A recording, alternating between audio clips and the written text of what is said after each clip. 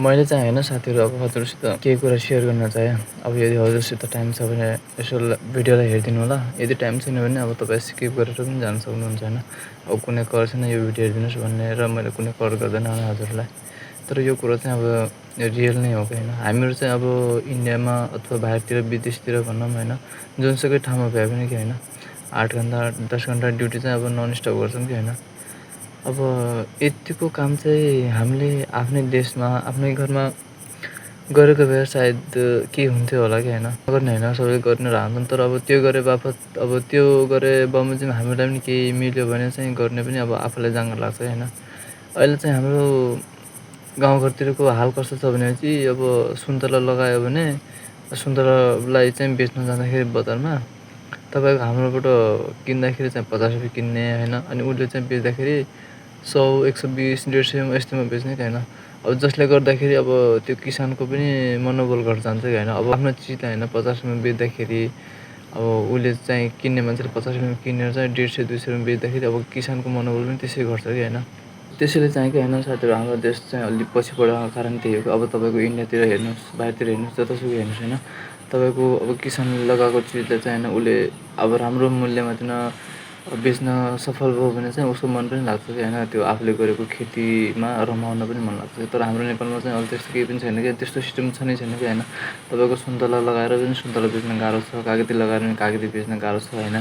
किनभने अब किन्नेले चाहिँ अब सस्तोमा किनेर बेच्ने महँगोमा बेच्छ कि होइन, जसले गर्दा चाहिँ अब किसानको पनि अब काम गर्ने इच्छा पनि मर्छ कि होइन। त्यसैले चाहिँ अब बाध्य भएर हामीहरू चाहिँ अब परदेशमा परेको हुन्छ कि होइन।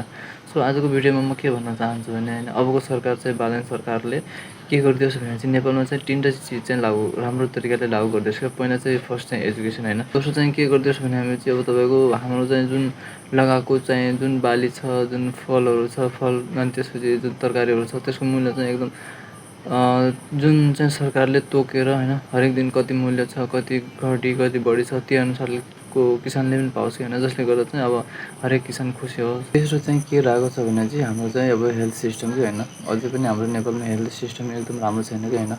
अब एकदम यस्तै बिरामी भयो भने चाहिँ हामीलाई चाहिँ अब सरकारी हस्पिटलमा त्यस्तो राम्रो सुविधा छैन।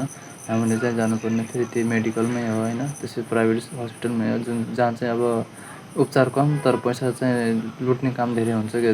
त्यसैले चाहिँ अब म त्यही भन्न चाहेको होइन, यो 3टा फिल्डमा यदि अगर नेपाल सरकारले डिपली काम गर्यो भने चाहिँ अब नेपाल देश पनि अरू देश जस्तो भन्न सक्यो होइन।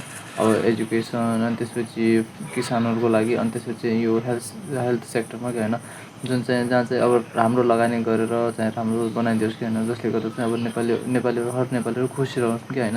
अहिले हामीहरू चाहिँ तपाईँको एउटा उदाहरणको लागि म भन्छु कि होइन, हामीले यहाँ चाहिँ 10 महिना काम गर्ने भने हाम्रो परिवार एकदम खुसी रहन्छ कि होइन। अब त्यही मात्रै हामी 2 महिना घर गएर बस्ने भने हामीलाई चाहिँ अब पैसा कहाँबाट आउला के गरेर आउला भन्ने हुन्छ कि होइन। त्यसैले चाहिँ अब बाहिरिनु पर्ने बाध्यता यो हो क्या। सो त्यसैले चाहिँ यो भिडियोमा आजको यस भिडियोमा यति नै होइन साथीहरू। यदि हजुरलाई यो भिडियो राम्रो लाग्छ भने यो चाहिँ भिडियोलाई सेयर गरिदिनु, सकेसम्म सेयर गरेर ताकि चाहिँ यो भिडियो अगाडिसम्म जाओस्, सबलाई पुगोस् कि होइन।